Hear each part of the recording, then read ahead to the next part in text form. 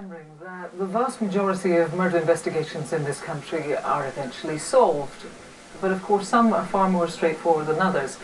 And when police suspect murder, but there are no witnesses, no forensics, and not even a body, well then detectives really have got their work cut out for them.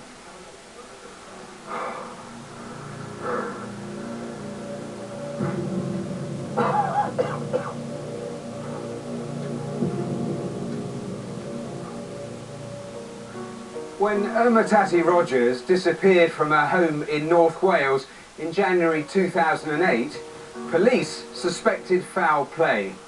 The problem was, they had no way of proving it. We were dealing with what is probably one of the most difficult cases you'll ever deal with, which is a murder with no body. What followed was a cat-and-mouse chase between detectives and the man who almost got away with murder. Well, we first of all got asked to look at an ongoing missing person case, a high-risk missing person case, into a 42-year-old Indonesian female called Ermatati Rodgers, or Tati as she was known to her friends, who'd lived in the Wrexham area for a number of years. It was highly unusual behaviour for Ermatati to go missing. She hadn't called anyone, she hadn't been seen in her house, and the way she left the house with food prepared on the cooking stove made it look like she'd just disappeared.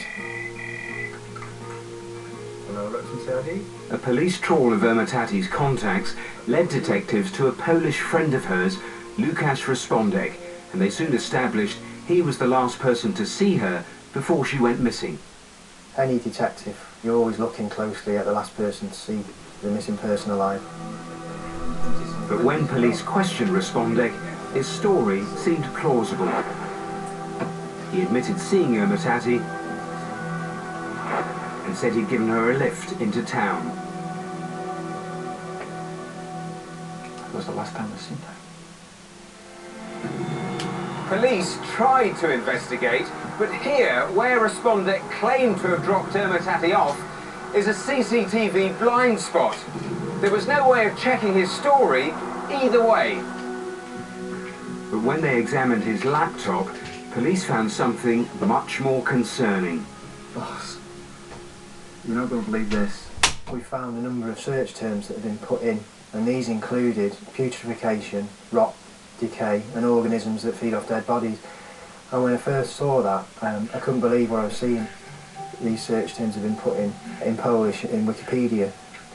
Why would somebody be doing that if they were innocent? Detectives now made Reszpondek the main focus of their investigations, and they soon made what looked like another major breakthrough.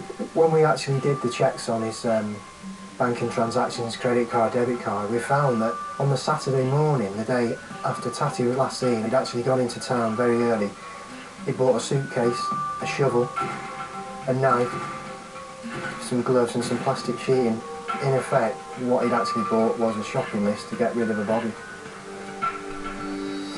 But a search of Reszpondek's house revealed things weren't going to be that simple.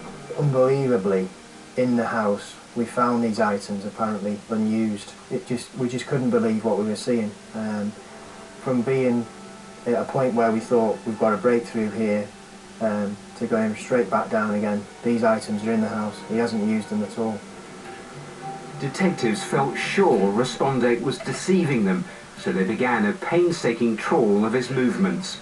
We found that he'd made a withdrawal of cash on the day after the detectives had seen him. We then checked CCTV footage in local hardware store, and amazingly, he was there actually buying the same shovel he bought on the Saturday again, just 4 or 5 days later, but this time for cash. Knowing that police checks on his debit card would reveal his incriminating purchases, Reszpondek had gone out and bought duplicate items to cover his tracks.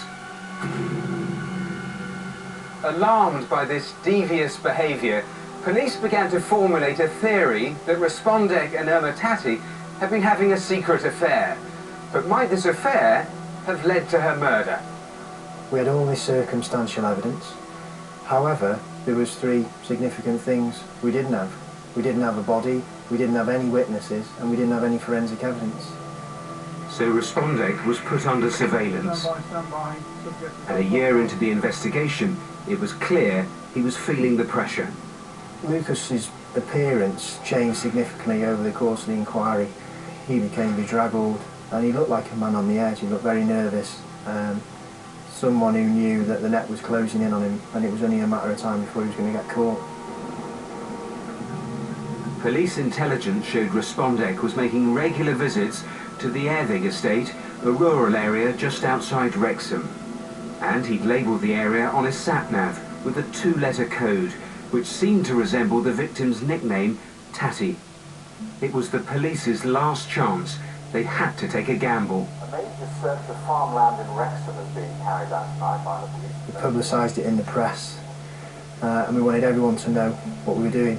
But most significantly, we wanted Lukasz Reszpondek to know what we were doing. They're treating the case as a murder inquiry.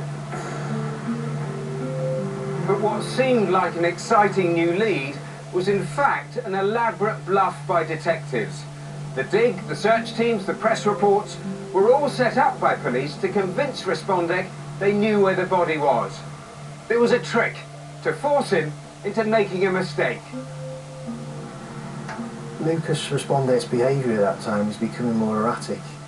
He'd actually gone out and bought a camouflage jacket and hat and a pair of binoculars, and he concealed himself in trees and undergrowth not far away from where we were digging. He was watching us digging the field, but little did he know that we were also watching what he was doing at exactly the same time. By now, Reszpondek was spending around 8 hours a day watching the police. But time was running out for the hoax dig, and detectives were still no closer to finding Ermatati's body. Well, what happened next was unbelievable, really.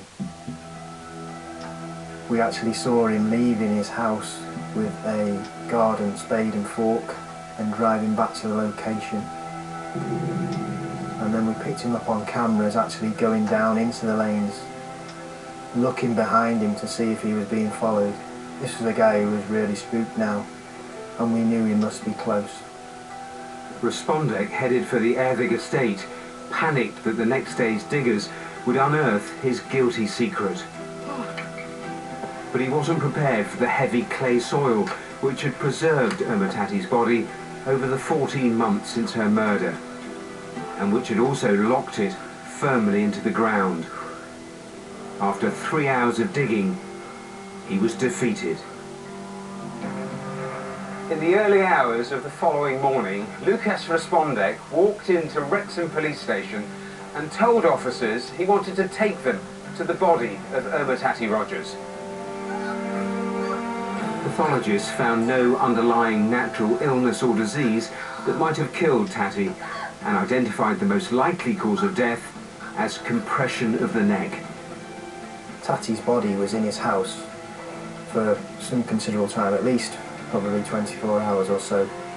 Lukasz Reszpondek had actually gone out, left the body in the house while he bought the items, but he'd also come back and played games online on his computer while the body was in his house, while he was deciding how he was going to get rid of the body.